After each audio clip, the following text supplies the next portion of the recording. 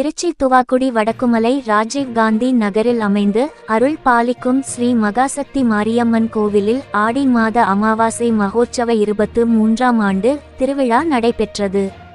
திருச்சி மாவட்டம் திருவெரும்பூர் அருகே உள்ள துவாக்குடி வடக்குமலை ராஜீவ் காந்தி நகரில் உள்ள ஸ்ரீ மகா சக்தி மாரியம்மன் கோவிலில் ஆடி அமாவாசை மகோற்சவ 23ஆம் ஆண்டு திருவிழா கடந்த 26ஆம் தேதி காப்பு கட்டுதலுடன் தொடங்கியது.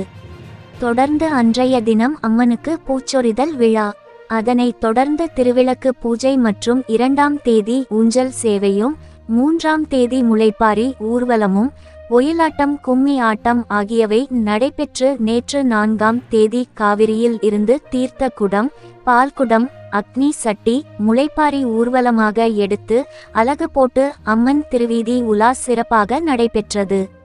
இதில் பக்தர்கள் மற்றும் பொதுமக்கள் சிறுவர் சிறுமியர்கள் திரளாக கலந்து கொண்டு இறையருள் பெற்றனர்.